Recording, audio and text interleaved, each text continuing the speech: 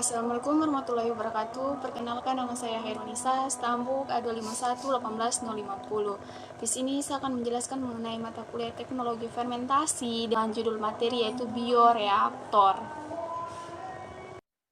Baik, saya akan menjelaskan mengenai perancangan dari bioreaktor ini sendiri. Jadi dalam merancang bioreaktor ini adalah perkara rekayasa yang lumayan rumit. Mikroba atau sel hanya mau bereproduksi dengan baik bila kondisi lingkungannya optimal. Jadi untuk mencapainya kondisi lingkungan yang optimal ini, maka gas dalam bioreaktor itu seperti oksigen, nitrogen, dan karbon dioksida, aliran, temperatur, pH, serta kecepatan adukan harus terkendali.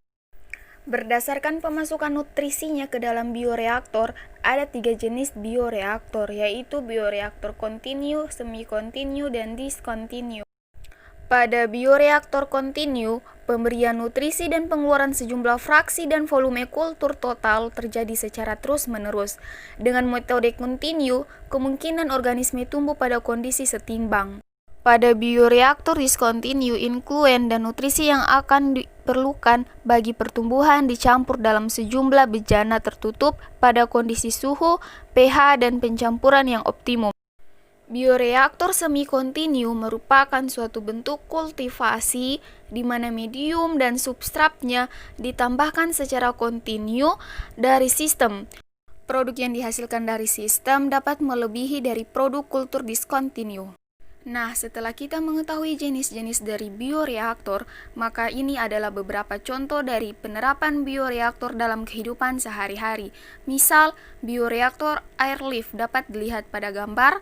Bioreaktor airlift biasanya digunakan pada produksi bisulfurfaktan dari substrat malose budidaya alga. Nah, dan yang kedua adalah bioreaktor menara.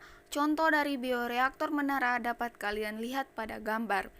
Nah, bioreaktor menara ini biasanya digunakan pada produk cuka atau asam asetat, produksi protein sel tunggal atau PST, dan produksi bir. Dan yang ketiga ialah bioreaktor sistem batch. Bioreaktor sistem batch biasanya digunakan pada produksi MSG dan produksi etanol. Contohnya bisa kalian lihat pada gambar yang ada di slide. Setelah kita mengetahui dari penerapan bioreaktor dalam kehidupan sehari-hari, maka selanjutnya kita akan mempelajari desain dari bioreaktor. Dan ini beberapa kriteria dasar dari bioreaktor.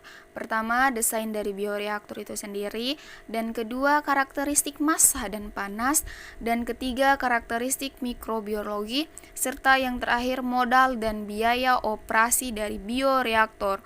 Dan ini beberapa hal yang perlu kita perhatikan dalam mendesain bioreaktor itu sendiri.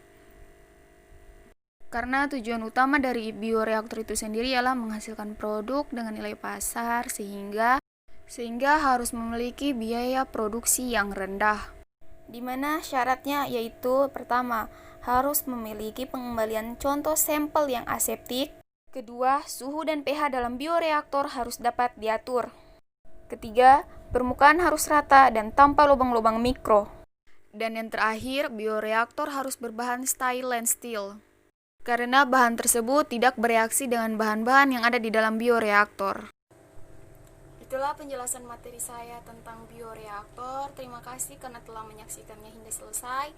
Saya ucapkan terima kasih sekali lagi. Assalamualaikum warahmatullahi wabarakatuh. Dadah, see you.